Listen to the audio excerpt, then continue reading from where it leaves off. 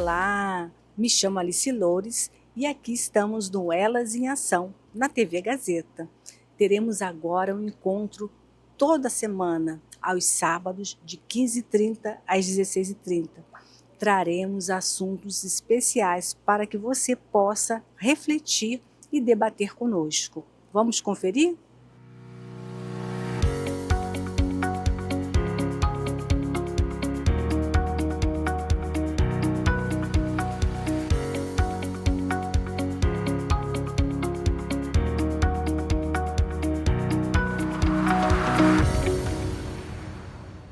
Estamos aqui com o senhor Marcelo Spala, também falando um pouco do Maio Laranja.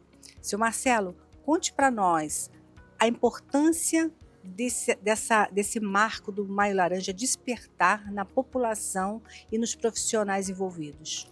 Sim, a importância é suma importância, até porque eu vivo isso em casa. Eu sou pai de um Down.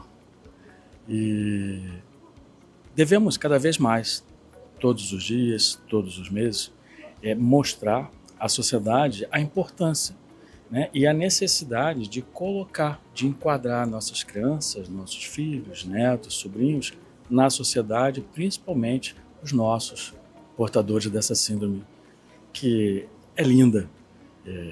O meu filho é maravilhoso, chama-se Gabriel, e eu sou um ativista, sou advogado, mas sou um ativista também dessa causa tão nobre. Obrigada, senhor Marcelo. Hoje estamos aqui com a Mônica Magnoni, do projeto Voa Down, que é um projeto voltado para crianças com síndrome de Down, o T21. Mônica, obrigada por estar aqui hoje conosco no Maio Laranja, né? E queremos saber um pouquinho de você.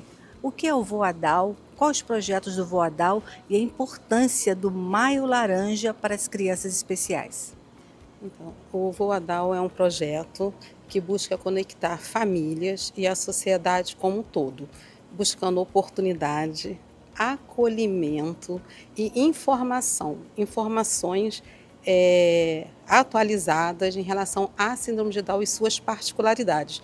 E o nosso objetivo aqui é a infância, né, que é a primeira infância. A gente trabalha tanto com a divulgação do Maio Laranja, que é a inclusão e o respeito, né, com a primeira infância. Então, esse cuidado é muito importante no desenvolvimento da criança como um todo e o adolescente e o adulto. Aproveitando o ensejo, deixa aqui a rede social do Voa Down para que nosso público possa começar a seguir. O nosso Instagram é @Voa Down. Vem, segue lá. Estamos aqui hoje com o vereador mais votado do Rio de Janeiro, Leonel. Leonel, qual a importância desse encontro com vários profissionais, né, debatendo um assunto tão pertinente no nosso estado? Para mim, muito importante, é uma honra estar aqui, né, em Duque de Caxias, aqui na OAB, parabenizar todos que estão comparecendo, a própria ação da OAB, de falar uma temática que é importante, né, esse combate à violência infantil. Estamos no mês aqui, né, no Maio Laranja, um mês icônico, que traz aí o combate e a conscientização do abuso e exploração sexual infantil. Trouxemos também na Lei Henri Borel, dia 3 de maio, como dia de combate à violência doméstica de criança e adolescente no Brasil todo. E trazer essa temática para Caxias e entender que Duque de Caxias também precisa estar com a gente nesse combate, nessa luta. Os números já falam por si. Ontem, né? Anteontem saiu aqui no Rio de Janeiro o Anuário Brasileiro de Segurança Pública do Brasil e mostra o Rio de Janeiro como um dos estados dos mais violentos com relação à criança e adolescente. Bateu recorde de crianças menores de 4 anos sendo assassinadas e por isso falar isso aqui, Caxias não está longe, por isso que é importante a gente fazer e trazer a população junto com a gente. Tem algum projeto transitando já seu para atuar mais nas escolas públicas, levando conhecimento, palestras, alguma coisa nesse sentido? Sim, sem ser parlamentar, na época a gente conseguiu aprovar uma lei no nosso país que chama Lei Henri Borel, que leva o nome do meu filho. Hoje a Lei Henri Borel está para criança, assim como a Maria da Penha está para as mulheres. A gente está agora tentando regulamentar a Lei Henri Borel aqui no Rio de Janeiro, uma vez que é necessário capacitar os profissionais da saúde, educação, conselheiros tutelares, todos nessa parte da prevenção, nessa parte de prevenção e combate e também do fluxo que é para que a gente consiga proteger a criança e adolescente. Obrigada, viu? Danúbia, que evento foi esse? Faça para mim, né, por gentileza, uma retrospectiva de tudo que aconteceu hoje aqui, né, na conscientização do Maio Laranja. Pois é, até bem pouco tempo eu era reticente e também não conhecia o Maio Laranja. E aí me deram a responsabilidade da Comissão da Criança e Adolescente. Eu falei, bom, se me deram essa oportunidade é para que eu tenha voz para falar. Então vamos falar, vamos trazer pessoas para cá que possam trazer experiências, que possam fazer as pessoas acreditarem quão necessário é a gente continuar essa jornada. Então hoje a gente teve aqui a presença do vereador Leninho Borel, que praticamente todo mundo conhece a história dele, todo mundo sabe o que ele sofreu e o quão bom foi vê-lo trazer com serenidade, apesar dos pesares, essa vivência, essa experiência dele. Tivemos a doutora Fernanda Fernandes, delegada titular da DEAN, maravilhosa também, super empática, ela está sempre à disposição. Eu sou do município aqui de Duque de Caxias, então sempre trato direto com ela. A gente teve aqui a presença do Dr. Maxwell, que é o juiz do GCRIM hoje, mas já foi juiz de várias famílias por muito tempo. Então, realmente teve essa coleção de casos para poder trazer, para poder desenvolver aqui com a gente também. Dr. Diego Piaçabuçu, que é responsável pela Comissão de Direitos Humanos da OAB Duque de Caxias. Então, ele trouxe à luz dos direitos humanos a importância de proteção a essa criança. Doutora Patrícia Pimentel, que é vice-presidente da comissão também, que junto comigo organizou todo esse evento. E a Débora, que é subsecretária da Assistência Social de Duque de Caxias, que veio falar propriamente do Maio Laranja e conscientizar as pessoas.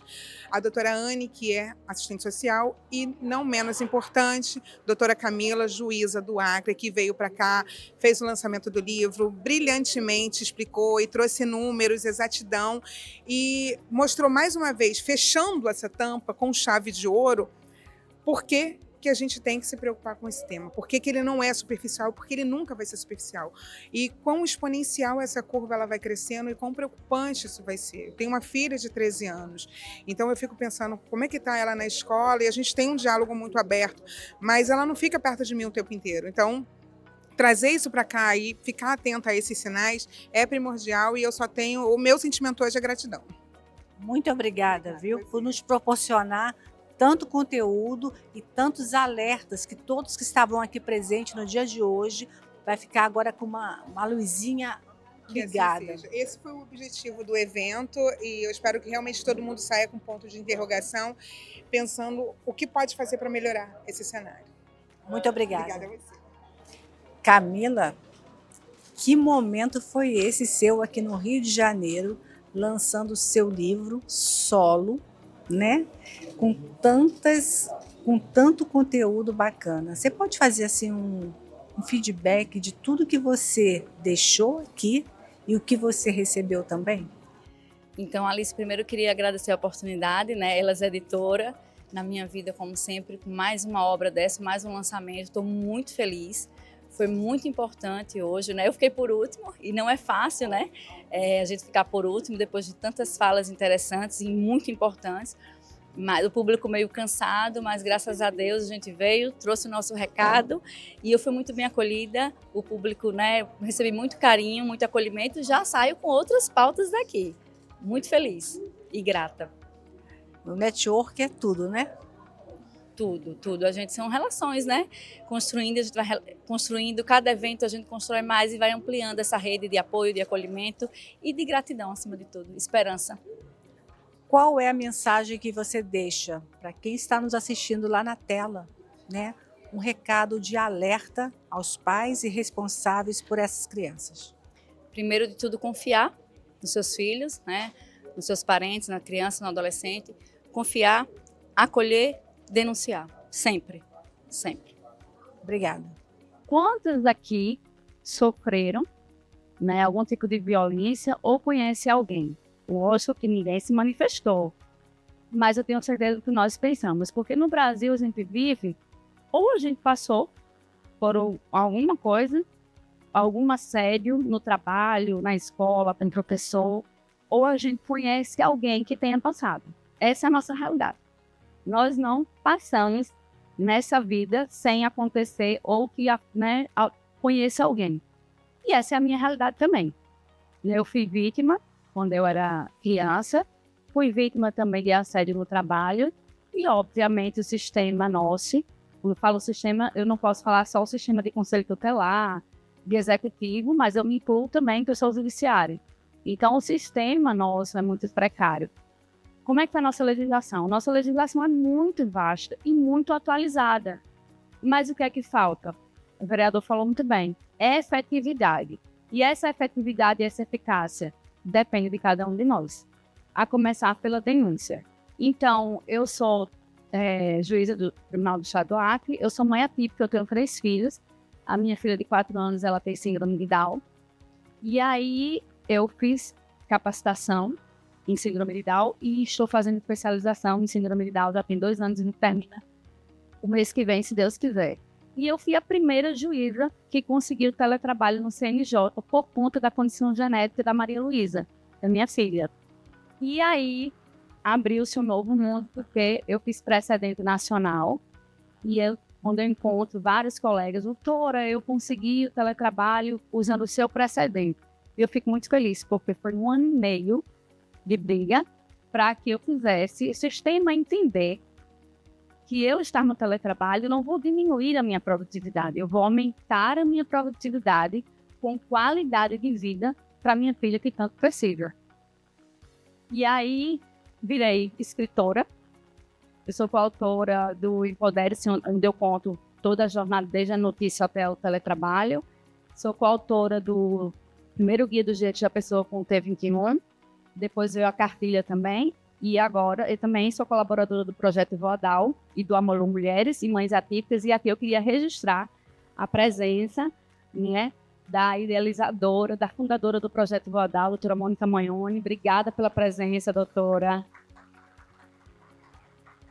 Doutora Luciana Carvalho, nossa colaboradora nutricionista. Obrigada, doutora. Doutora Verônica, nossa advogada, militante, doutora, obrigada. E as mães que estão aqui presentes, muito obrigada por vocês estarem aqui. Então, e aí veio Por Trás da Toga, Vozes Silenciadas na Defesa da Infância. Por quê? Eu, como vítima de um sistema, eu com uma filha com 18 anos, e aí adolescência, quer ir, né, para os shows, para os encontros, e como é que nós vamos prevenir, como é que nós vamos educar? Ai, mãe, deixa de besteira. Senhora, o seu tempo era outro, não é assim? O seu tempo era outro, você está lá atrás. Mas para a violência, o tempo não era outro. Como o vereador falou, os números só aumentam. E agora, a minha filha com deficiência intelectual. Como eu vou fazer essa prevenção com uma pessoa com deficiência intelectual? E lá na especialização, a doutora Mônica faz também, nós temos uma grade sobre abuso infantil. E aí eu me deparei com os dados que eu vou trazer para vocês aqui agora. E aí, por isso que veio. Segundo o Ministério da Saúde, entre 2015 e 2021, foram registrados 202.948 casos de abuso sexual. Só que 41,2% foram crianças de 0 a 9 anos e 58,8% de 10 a 19 anos.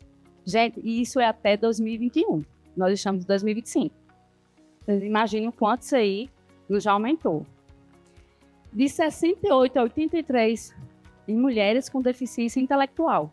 Só que dessas 68 a 83%, menos de 50% procuram assistência legal ou de saúde. Vocês entendem? Então, menos da metade vão lá. Dessas que vão lá, dessas metade, 19% são PCD, contra 36%. Por quê? Porque o PCD é muito mais difícil, existem crianças não verbal. E como é que você vai detectar um abuso numa criança não verbal? Eu vou chegar lá.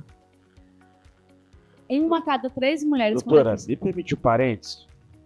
Registrados. Registrado. Isso mesmo. A Unicef fala que 7 a cada 100 registra.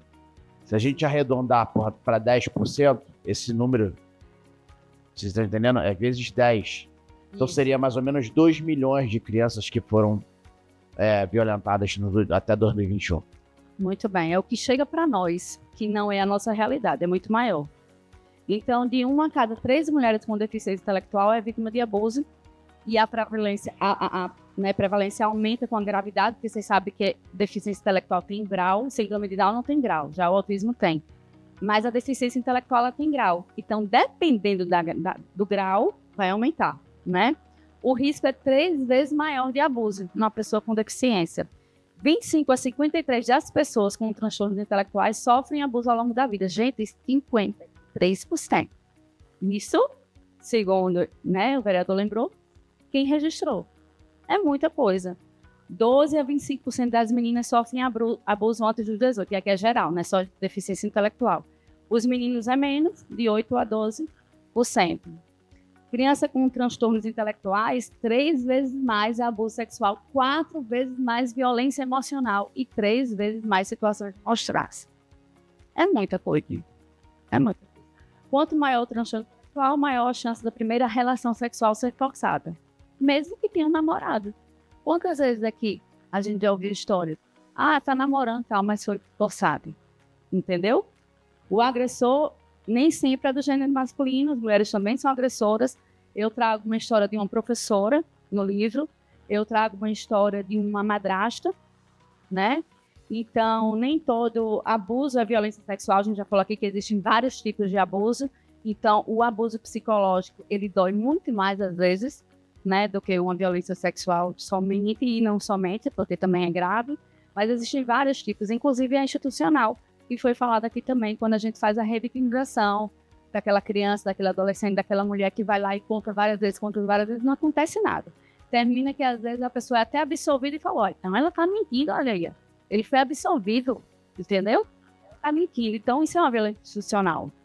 E o abuso sexual não necessariamente terá condição carnal, porque a gente acha que o estupro é só quando tem condição carnal, e não.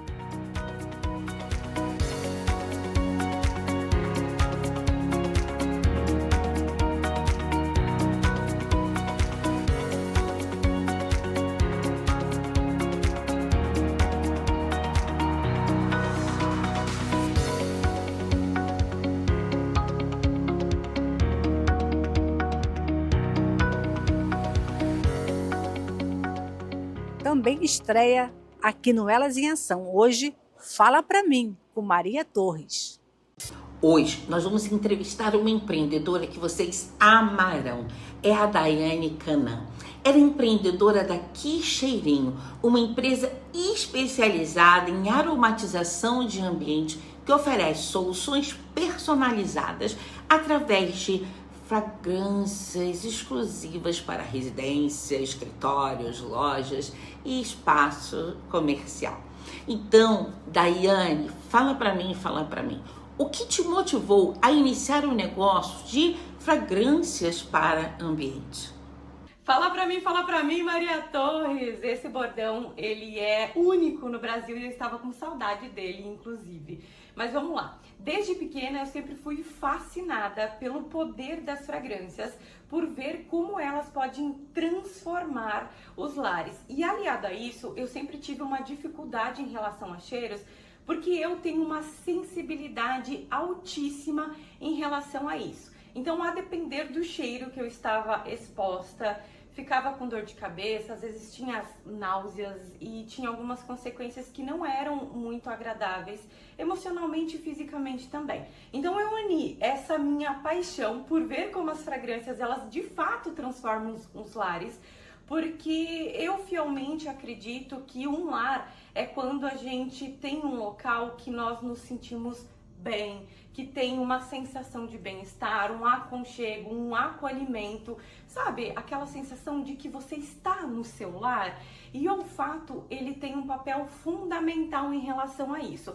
E por outro lado, eu com essa minha sensibilidade, era dificílimo eu encontrar fragrâncias que principalmente eu tivesse uma identificação com aqueles cheiros, para trazer para dentro da minha casa e aí sim transformar essa estrutura, essa casa em um verdadeiro lar. Então a Que Cheirinho, ela nasceu dessa união entre paixão e também essa minha dor, essa minha necessidade, e com isso nós criamos a Que Cheirinho para que nós possamos ajudar cada vez mais as pessoas a transformarem os seus lares, porque nós não falamos simplesmente em somente cheiros, e sim em emoções, em sensações, em tornar lembranças e acontecimentos memoráveis e também inesquecíveis. Fala para mim, quais foram os principais obstáculos que você encontrou até aqui e como você superou? Conta pra gente. Empreender já é um desafio quase que diário aí em todas as organizações, mas se fosse para pincelar os principais obstáculos e desafios que a Quixerinho ela enfrentou e vem enfrentando até nos dias atuais, com certeza como desafio seria ingressar no mercado e se destacar em um mercado que já é muito competitivo e também ele já é dominado por grandes marcas, tanto marcas nacionais quanto marcas internacionais, e isso exigiu um nível de pesquisa e desenvolvimento das fragrâncias muito profundo. Foram muitos meses de pesquisa e desenvolvimento antes mesmo de lançar a Quixerinho no mercado. Então hoje nós temos as melhores matérias-primas para que nós conseguimos entregar um produto de alta qualidade, realmente um produto premium, com um cheiro muito gostoso, que tem um perfume exclusivo, com alta durabilidade e também uma alta fixação. E além disso, um desafio, acho que muito importante, é o fato do crescimento saudável ali todos os dias. Eu acho que esse desafio, ele sempre vai se manter ali presente na Quixerinho, mas nós somos apaixonados pelo que nós fazemos, então eu vejo que esses desafios, eles são um detalhe muito importante, inclusive ali no nosso dia a dia, mas também uma oportunidade gigantesca para nos desenvolvermos, melhorarmos e nos reinventarmos sempre. Daiane, o mercado de aromatização tem crescido bastante nos últimos anos. O que você diria que foi o grande diferencial da Quixerinho para se deslocar desse setor completamente competitivo? Primeiramente, eu estou amando o nível dessas perguntas porque me fazem olhar profundamente, mergulhar na história da Quixerinho, mas eu acho que para conseguir mostrar e explicar o que eu vejo como grandes vantagens competitivas no mercado, que ele já é muito competitivo, são dois pilares. E antes de falar do produto, porque é inegável o quanto o produto por si só, ele já cria uma vantagem competitiva muito grande. Mas antes de falar disso, é importante falar da conexão com os nossos clientes. Eu acho que essa humanização, esse desejo de criar conexões verdadeiras diariamente com os nossos clientes, acho que faz toda a diferença, tanto no mercado quanto no nosso dia a dia como corporação, para que a gente cresça cada vez mais e a gente quer se aproximar do nosso cliente. E desde o início, quando estava ali no processo de desenvolvimento dessas fragrâncias, a gente trouxe as pessoas para ajudar a validar, para testar essas fragrâncias. Então a gente gosta de ter as pessoas perto da gente, a gente gosta dessa conexão genuína e verdadeira. Então essa humanização, essa comunidade que a gente vem formando, com certeza já é um grande diferencial e a gente ama isso. E claro, a gente não conseguiria criar isso sem ter um produto de qualidade. Então hoje os nossos produtos, ele tem uma alta fixação, uma alta durabilidade, e sem contar que o perfume ele é maravilhoso. Então foram esses dois grandes pilares que nos fazem crescer todos os dias e gerar uma estratégia competitiva no mercado para que a gente tenha os nossos clientes fiéis e caminhando nessa jornada e contando essa história junto com a gente. Daiane, que conselhos você consegue dar para quem deseja iniciar um negócio no setor de fragrâncias ou em outras áreas? Para fechar essa entrevista com chave de ouro, meu coração ele chega a bater até mais forte para falar sobre isso. Porque se eu pudesse dar alguns conselhos para você que está assistindo essa entrevista, seria para você ter, primeiro, um propósito muito bem claro. Eu acho que nem todos os negócios nascem de um propósito latente e tá tudo bem. Mas desde o momento que você resolve criar uma empresa, que você tenha um propósito muito bem claro e definido para ela. Segundo ponto bem importante, hoje o mercado ele tem muitos produtos, mas falta muita alma nos negócios, então você deve buscar esse diferencial. Humanize a sua marca, tenha alma no seu negócio, crie conexões verdadeiras com seus clientes. Eu falo quase que diariamente quando eu recebo feedback dos clientes, que sempre aquele feedback ele vai ser a nossa maior conquista, e de fato isso é uma verdade. Então dê voz ao seu cliente, tenha o seu cliente cliente como centro do seu negócio. Terceiro, não menos importante, antes da gente ir para um quarto que é muito especial, estude incansavelmente, porque o mercado, ele muda constantemente, ele está sempre em ciclo e evoluindo. São produtos novos, o comportamento do consumidor muda, são novas experiências no mercado, e se você não acompanhar, pode ser que você cometa um erro muito grave dentro do seu negócio. E quarto, claro, tenha sempre um perfume ideal na sua vida para que você torne ela muito mais emocionante. Agora com vocês, Café com Cláudia estreando aqui no Elas em Ação.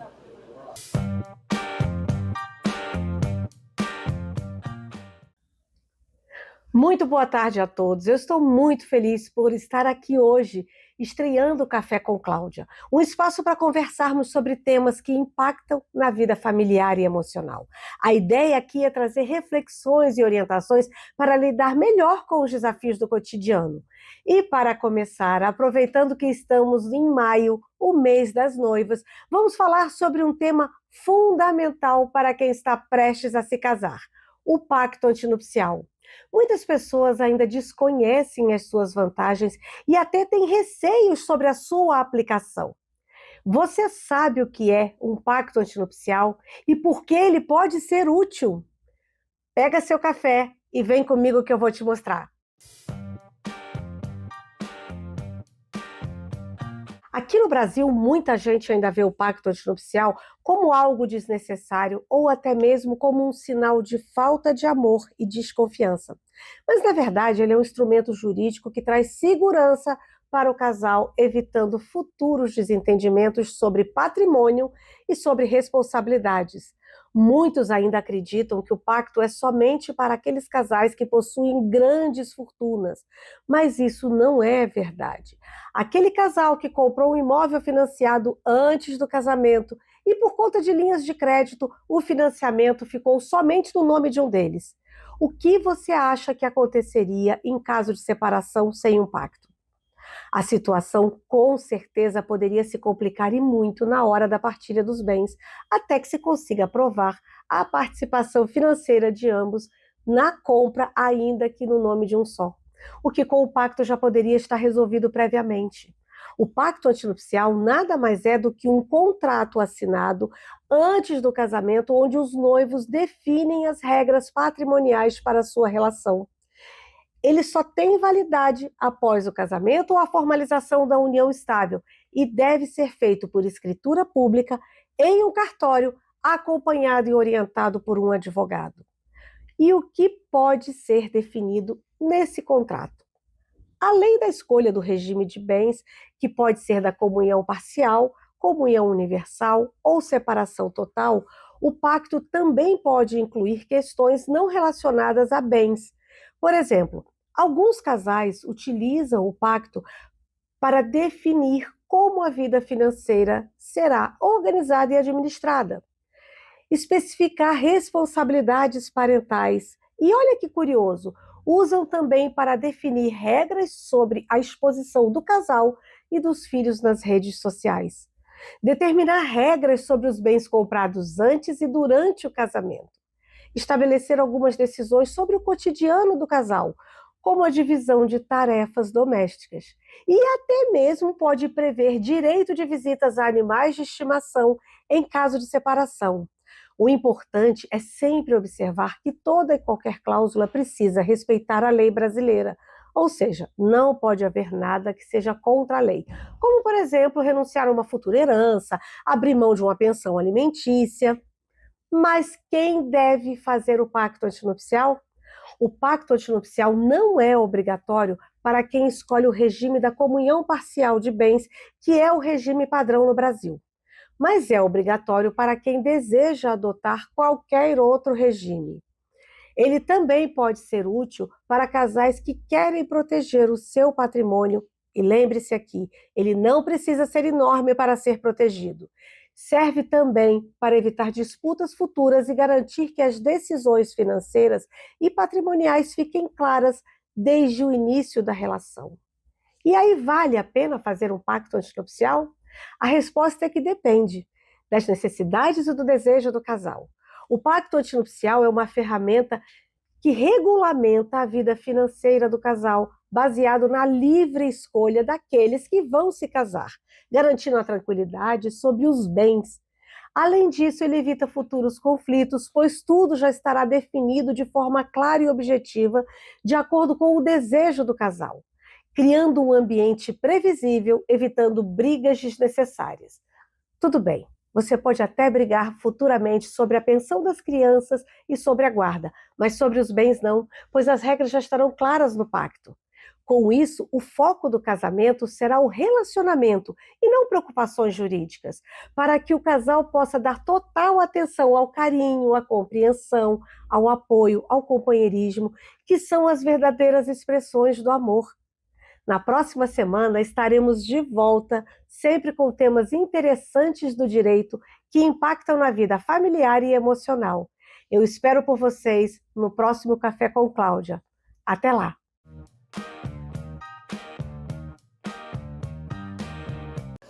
Agora também estreia aqui no Elas em Ação, Elas Defendem, com a Vânia e a Maíra.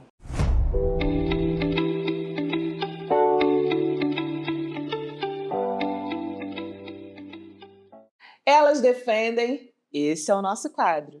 Eu sou Vânia Matos e estou aqui para descomplicar o direito para você. Hoje nós vamos falar de um assunto muito polêmico. É sobre as gestantes. Todo mundo sabe, ou a maioria sabe, que a empregada gestante, a trabalhadora, quando fica grávida, ela detém de estabilidade no emprego. O que quer dizer isso? Ela não pode ser demitida a partir da data que descobre a gravidez até que o bebê nasça e complete 5 meses. Algumas convenções coletivas estendem esse prazo, mas o prazo previsto lá na CLT é de 5 meses. Porém, gera muita polêmica, porque muita gente acha que a grávida ela não pode ser demitida em hipótese alguma. E isso não é verdade, eu preciso contar para vocês. É isso mesmo. Aquela grávida que falta ao trabalho e não apresenta nenhuma justificativa. Ou se a empregada grávida, se a funcionária grávida cometer qualquer tipo de ato grave, deixa eu dar um exemplo. Eu já até passei por uma situação parecida.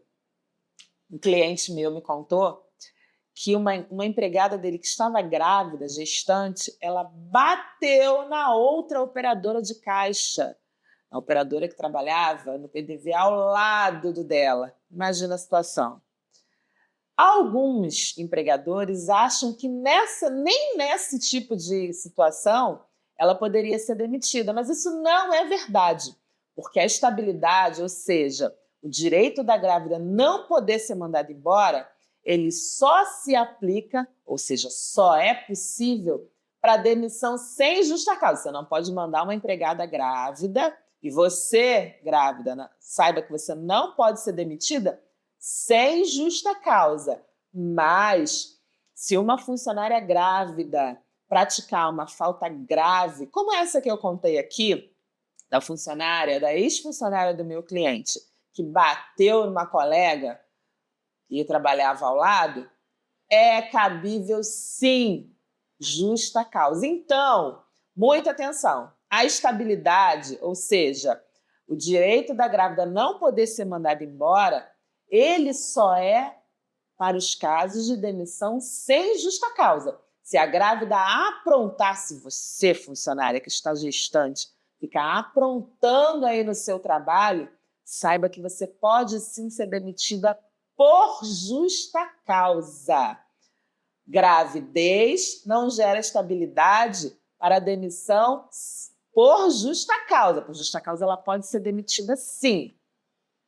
Outro fato que leva à demissão por justa causa das grávidas é que elas começam a faltar, sem trazer atestado. Se sente mal e não vai ao médico.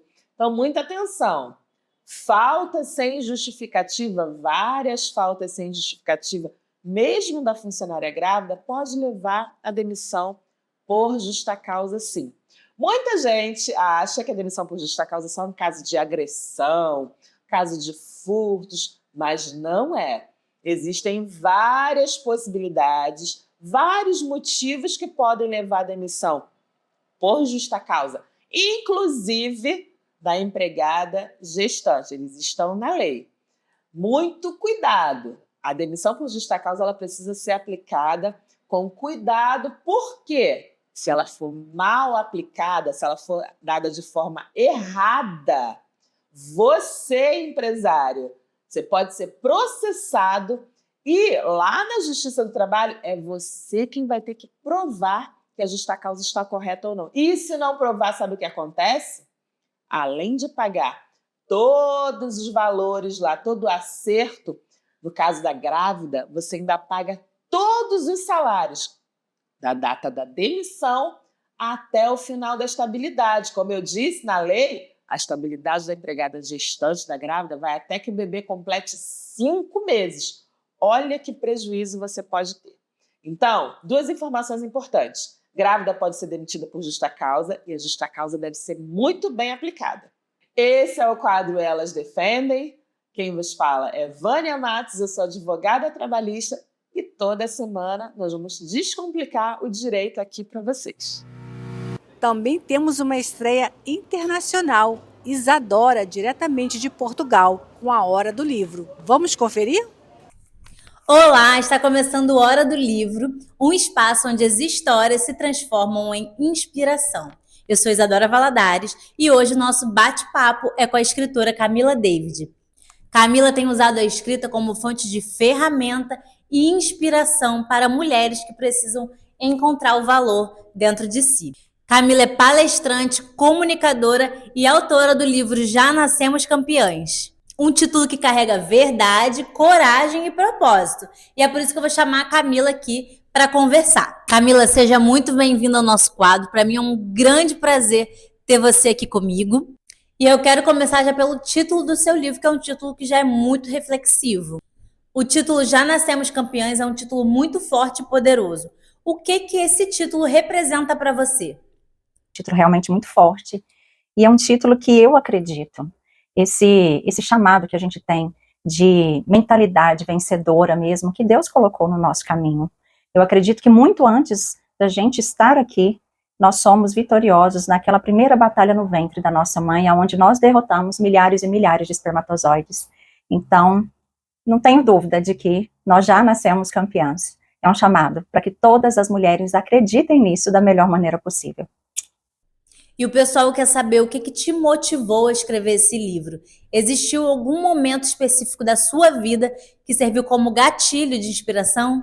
Sim, o que me motivou realmente a escrever esse livro foi um sonho que eu tive, onde Deus falava para mim, para eu escrever um livro sobre tudo aquilo que eu acredito. Estava escrevendo um outro livro que fala sobre empreendedorismo mesmo, sobre o digital, enfim, sobre negócios, né? E sonhei que Deus falava comigo, Camila, escreva um livro para retratar primeiro a força das mulheres e depois você fala de negócio. E me fala, como que surgiu sua carreira de palestrante? Bom, a minha carreira como palestrante, ela foi acontecendo devido à minha profissão, né, como consultora. Há mais de 14 anos eu viajo o Brasil prestando consultoria empresarial para atacados distribuidores.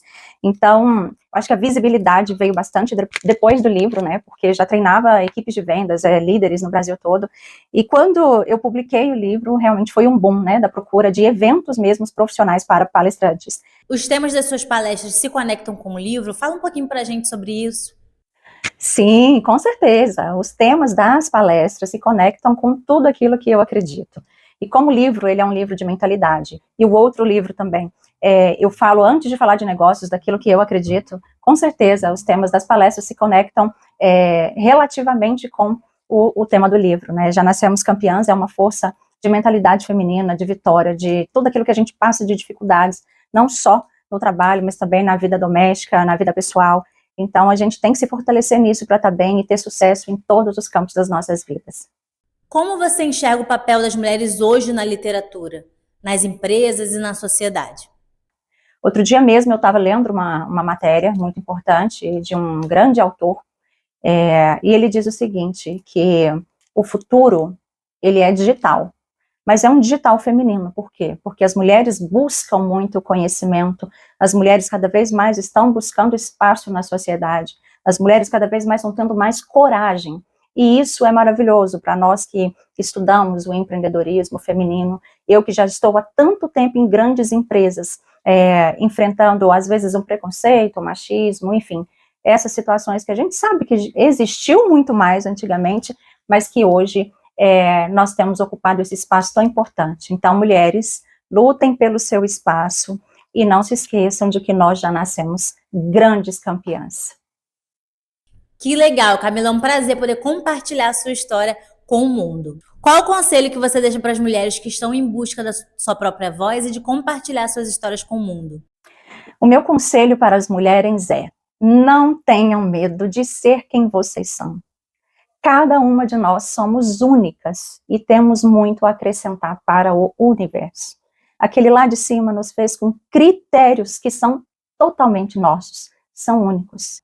E jamais deixem ninguém apagar a sua luz. E para você que está em casa, não esqueça, cada mulher tem uma história única e todas elas merecem ser contadas. Já nascemos campeãs é leitura obrigatória para quem está buscando força e inspiração. Tchau, tchau!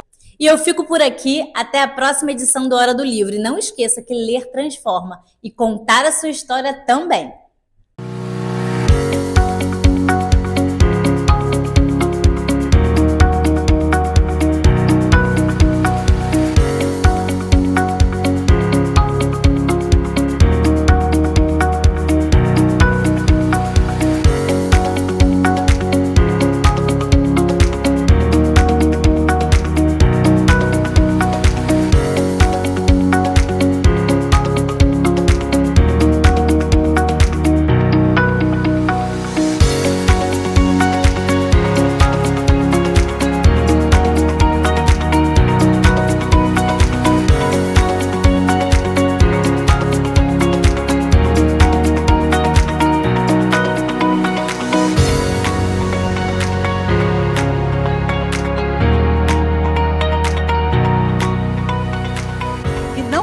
Faltar a Rafa em ação. Aqui no Elas em Ação. Roda o VT. Rafa Margarizo quem vos fala, e a partir de hoje eu faço parte do Elas em Ação aqui na TV Gazeta com o quadro Rafa em Ação. Iremos abordar todo tipo de assunto, diversos temas, com muita seriedade e, claro, muito bom humor e alto astral, que se tratando da Rafa, não pode faltar, né? Então eu te convido a embarcar junto comigo nessa minha aventura televisionada todo sábado a partir das 15h30. E nossa grande estreia hoje, nós iremos conhecer a história da Rose, uma mãe que forçadamente se tornou uma mãe especial. Há 9 anos, Rose luta pela vida da sua filha Alice, a pequena Alice, que hoje tem 12 anos, mas quando tinha 2 anos de idade, sofreu uma negligência médica no hospital da rede particular aqui em Duque de Caxias. Rose luta pela saúde e pela vida da filha dela, e eu te convido a assistir e conhecer essa história de superação da Rose e da pequena Alice. Sou Rafaela Margarizo, nós estamos aqui na sede da OAB em Duque de Caxias, onde eu tive o prazer de conhecer a Rose, né? E a Rose me contou um pouco do caso que aconteceu com a filha dela 9 anos atrás, numa rede particular, aqui mesmo em Duque de Caxias. Sua filha Alice, de 2 anos, que por negligência médica acabou ficando com paralisia cerebral. E a Rose está aqui, né, Rose? Porque ela quer voz, ela quer ser ouvida nesse dia e ela veio aqui procurar a OAB. Nós estamos num evento onde está participando figuras importantes aqui no Rio de Janeiro e a Rose ela quer falar sobre o que aconteceu com ela. Então, a minha filha ela é gemelar, Alice e Júlia, e elas tiveram uma bronquiolite no ano, quando elas tiveram 2 anos, e elas foram para uma rede particular aqui em Duque de Caxias, e elas ficaram internadas por 7 dias para fazer medicação na veia porque a doutora achou melhor para poder fazer um antibiótico na veia para ela melhorar. Ou seja, nesses 7 dias, Alice e Júlia ficaram boas, perfeitas. E ela deu alta à minha filha. A doutora que estava participando, estava acompanhando ela, deu alta à minha filha. E, nesse ínterim, ela achou melhor que a gente fosse embora no 7º dia, no 8º dia pela manhã. E, nesse 8º dia, nós fomos embora. À noite, no dia anterior, a técnica de enfermagem colocou um rim de inox em cima da mesa no quarto para fazer inalação na Alice e na Júlia. Ela colocou 2 seringas. E uma das seringas, quando eu estava deitada do lado da Alice e meu esposo estava deitado do lado da Júlia. E ela aplicou primeiro na veia da Alice a seringa que era para inalar. Isso que ela aplicou a medicação na veia da Alice, a Alice fez uma parada cardíaca de 25 minutos. Nisso que ela aplicou, a minha filha ficou toda roxa, começou a fazer barulhos e eu fiquei desesperada. E eles disseram para mim que o protocolo do hospital era levar a menina até a emergência e depois levar a menina para o CTI. Só que não dava mais tempo, minha filha estava morrendo. Ela já estava roxa e fazendo barulhos ela não estava mais conseguindo respirar. E nisso ela pegou e o médico chegou, pegou ela direto e levou ela para a emergência. Eu só fui ver minha filha depois disso. Isso era meia-noite, alguma coisa. Eu só fui ver minha filha 5 horas da manhã, muito inchada e não fazia mais movimento nenhum, estava entubada, totalmente entubada e amarrada. Nisso, eu nesse ínterim, a minha ficha ainda não tinha caído, o que tinha acontecido com a minha filha, mas no outro dia eles levaram ela para fazer um exame do cérebro e detectou que minha filha estava totalmente paralisada. Ou seja, ela não falava mais, ela não virava mais o pescoço, ela não andava, ela não se mexia, ela ficou totalmente paralisada. E ela teve que traqueostomizar. Depois de 15 dias, ela traqueostomizou e ela ficou na São José, ela ficou no hospital por alguns dias e ela foi transferida para um outro hospital, que ela foi muito bem cuidada lá. E ela, depois da traqueostomia, ela foi para casa com home care. E a Júlia, perfeita, a irmã dela, não foi administrada a medicação, ela ficou perfeita. E a Alice, ela tem hoje um home care público, e eu estou na briga também por uma entidade, um plano de saúde também, e ela tem um home care público, e hoje eu estou precisando dar voz ao que aconteceu com a minha filha, porque foram muitos anos sozinha e eu não conseguia. Eu escrevi cartas para várias mãezinhas que estão passando pelo mesmo processo que eu. Hoje eu encontrei com o Henri Borel e eu vi uma oportunidade de sair daqui com uma resposta, ou seja, fazer barulho para que outras pessoas não passem pelo que a minha filha passou. Hoje eu não tenho condições de cuidar dela plenamente como eu gostaria de cuidar, mas ela continua viva e ela é muito bem cuidada.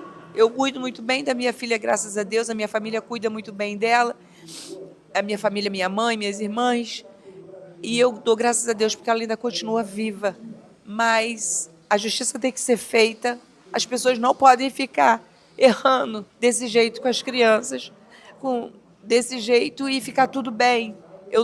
A gente não pode admitir isso, porque isso não aconteceu só com a minha Alice. A minha Alice, ela é uma criança acamada, uma criança totalmente debilitada, mas ela não é a única, gente. Ela não é a única.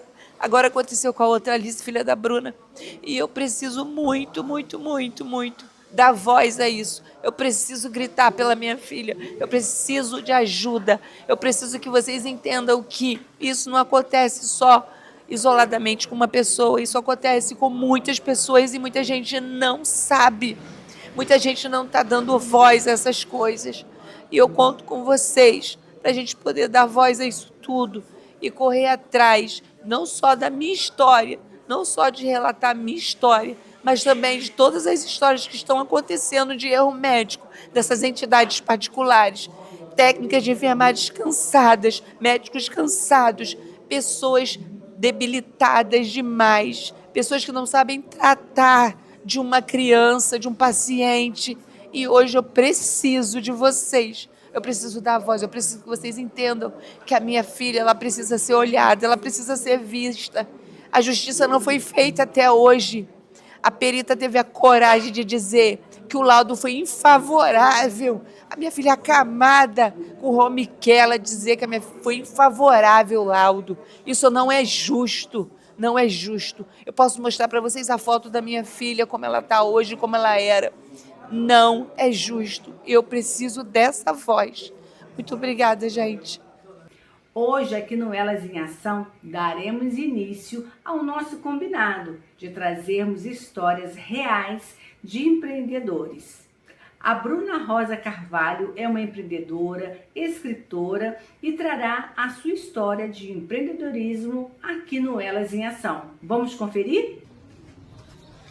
Eu tinha um compromisso, estava atrasada e o meu cabelo não estava me obedecendo, meu amor, porque o cabelo crespo tem dia que ele obedece e tem dia que ele tem vontade própria. Então, na minha casa, tinha uma cortina cor-de-rosa claro, do material de Oxford. Eu já estava observando aquela cortina há muito tempo. Cortei a barra da cortina, coloquei na minha cabeça e fui eu pro meu compromisso. Cheguei lá no compromisso, uns riam, outros olhavam de canto, porque no meio do qual eu vivia, não era hábito ninguém usar nada na cabeça. Então, assim, as pessoas ficavam olhando de canto, ficou legal, outros, nossa, ficou estranho. Né, davam apelidos, mas enfim, eu enfrentei muitos comentários ofensivos e até que desnecessários. Mas não liguei para isso. Se eu não me engano, foi em 2017 que teve esse ocorrido da cortina. E de lá para frente, era a barra de um vestido, era a barra de uma calça, era um pedaço de lençol com uma estampa bonita. E eu fui usando. Eu tenho uma conhecida, o nome dela é Daisy. E todas as vezes que ela ganhava uns lenços, ela dava pra mim, Bruna, eu ganhei um lenço rosa com preto. Te interessa pra você poder usar na cabeça? É claro, eu não dispensava nada. Passava em frente de brechó, via tecido, comprava, metia na cabeça e fui usando meus turbantes, né? Até que veio o nome turbante, porque até então era lenço na cabeça. Aí chegamos ali próximo da pandemia, né? Eu conversando com o meu marido no quarto, eu falei assim com ele, marido, o que você acha de eu vender turbante? Ele deu um risinho assim de canto, eu acho interessante. E comecei a pesquisar, ele pesquisa primeiro, eu comecei a fazer pesquisas sobre valores de tecido, tomei um susto. Falei, meu Deus do céu, gente, como é que eu vou investir nisso? Eu dura. Aí fui fazendo as pesquisas, até que veio a pandemia. E também tinha um outro detalhe, eu não sabia costurar. Mas sempre tive o desejo de aprender a mexer com máquina de costura. Eu não tinha condições também na época de pagar um curso. E comecei a ver vídeos no YouTube, vendo vídeo. Falei, vou comprar uma máquina. Quando eu fui ver o preço da máquina, meu Deus, é muito caro, não tenho dinheiro. Entrei numa dessas plataformas e achei essa máquina, gente. Achei essa máquina. Ela chegou pra mim no iniciozinho da pandemia, que eu comprei pela internet. E quando eu vi a máquina, caramba, como é que eu vou costurar com isso daqui? E as minhas primeiras costuras nessa máquina não foram turbantes, foram máscaras. Foram máscaras. Eu já estava dentro da pandemia quando essa máquina chegou para mim e eu estava vendo as pessoas vendendo máscara e eu já estava vendo alguns vídeos na internet como fazer máscara. E aconteceu o lockdown, né? Já estava tudo fechado e começou aquele desespero de máscara e eu com essa maquininha fazendo os meus treinos em casa. Falei, quer saber? Eu vou fazer umas 5 máscaras, fiz 5 máscaras nessa máquina e postei no Facebook. Postei e fui dormir sem fé nenhuma, tá? Só postei. Menina, no outro dia, quando eu acordei, um monte de mensagem. Eu preciso de 300, eu preciso de 200 máscaras. Eu fiquei louca. Eu falei, marido, olha só, deu certo. Eu querendo vender 5 máscaras, gente. Eu querendo vender 5 máscaras para poder fazer um capital. Aproveitei o momento da pandemia para poder fazer um capital para lá na frente investir nos tecidos para vender turbantes. E não tinha como eu comprar tecido. Aí eu tinha uma conhecida que vendia lençol. Fui lá, peguei os lençóis, cortei os lençóis, varei a madrugada com a Helena fazendo máscara para entregar. E o primeiro pedido foi de 150 máscaras. Eu fiz... Não, 150 eu não consegui fazer nessa máquina. Eu fiz 105 máscaras dessa máquina. Ela quebrou, ela não aguentou, gente. E graças a Deus eu tenho a minha sogra que costura. Fui pra casa da minha sogra, varei a madrugada lá fazendo máscaras. E daqui a pouco começou a surgir vídeos e fotos de máscaras com faixinhas turbantes. Opa, agora é o meu momento.